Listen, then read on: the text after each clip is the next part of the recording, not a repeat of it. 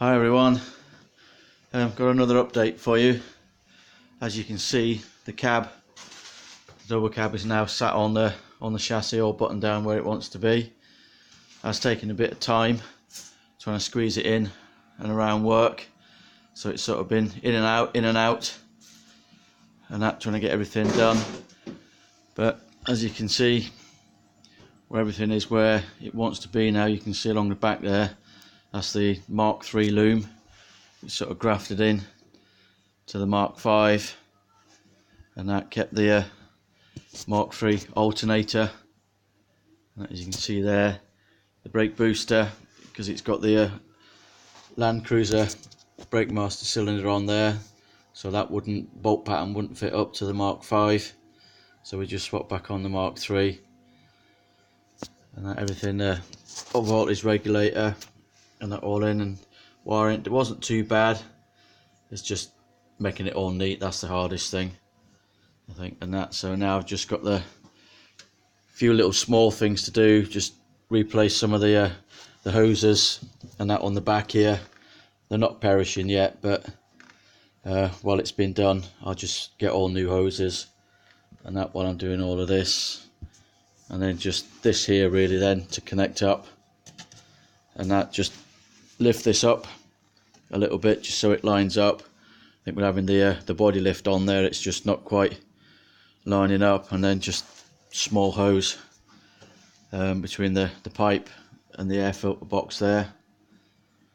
But apart from that, everything's gone in nice and neat, and that, pleased with it. Did put on the Mark III washer bottle because there's a nice little gap, got it down here in front of the battery, and then that leaves me a space up here then, and that to put the ARB compressor back for the rear locker.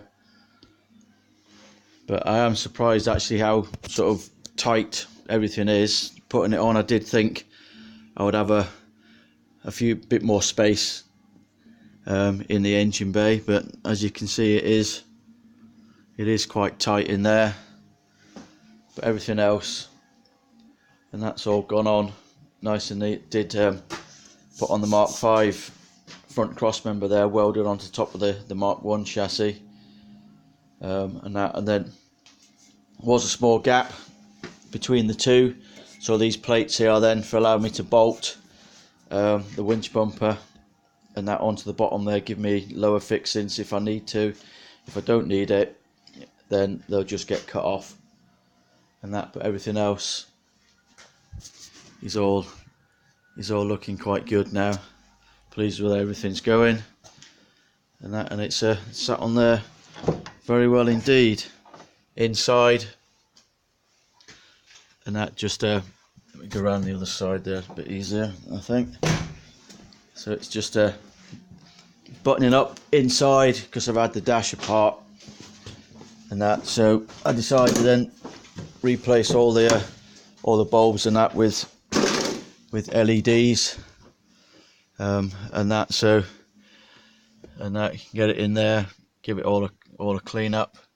Oh, you got it, and that, and then the only extra thing I had to do, as you can see there, was cut the extra hole for the twin transfer case levers, and that, so they're in there now.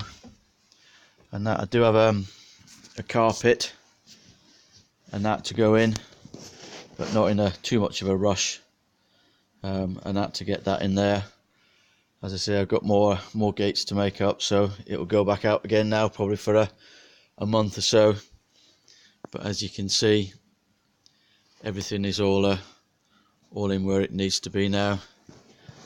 And that, then again, sort out a new windscreen and that, but it's not been at the top of the list. Main thing was just getting everything buttoned up and that where it needs to be. Only thing it didn't have was the fog light switch, so I'm guessing the cab must have been an import and that, so just got to get a switch, and that, I'm assuming in there somewhere there'll be a plug-in connector for it.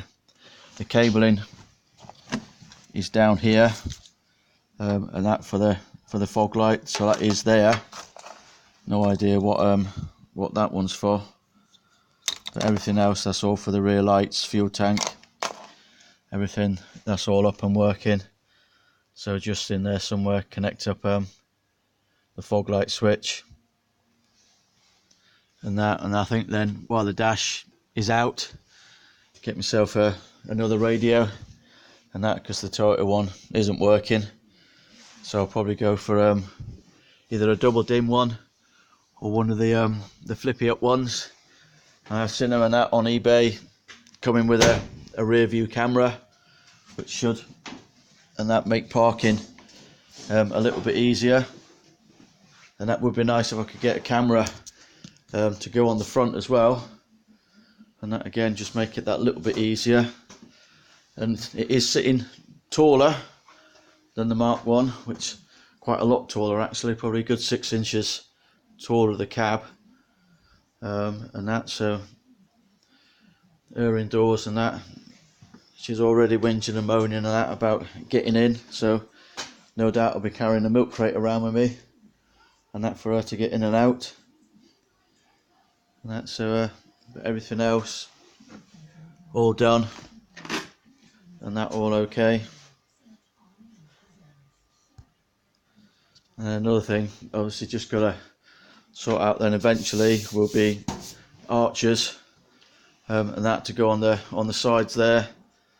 Again, either buying the cheapy ones or the slightly wider ones, and that from China or wherever it is they Hong Kong, wherever they come from and that. So nice if I could go find someone, have a look at them, see what the quality's like and that. Don't particularly want to be making my own, but if I have to, we'll have to and that. But yeah, everything else, new lights to go in, some of the halo ones, eBay special and that. So but I think they'll all go on once it's all wrapped aligned and that. So next video and that, then I reckon I'll have the tub in and that, get it all stripped down. Do have 2 of them to cannibalise and then make up one good one, and then we'll come to the choice then of whether to bobtail or not, because the rear tyre's got to go on the back and that, one of these puppies here, and that it does, if it's goes to the full length and that, it does shoves the truck forward when it's in here. As it is now, always have a nice bit of room and that to work on it. So I always like the bobtail look. Not quite sure how it's going to look with the double cab, but we shall see. Right, so as I said, just a quick update for you and that. So any comments, leave them and that, and I shall do my utmost to reply. But see you on the next update. Bye for now.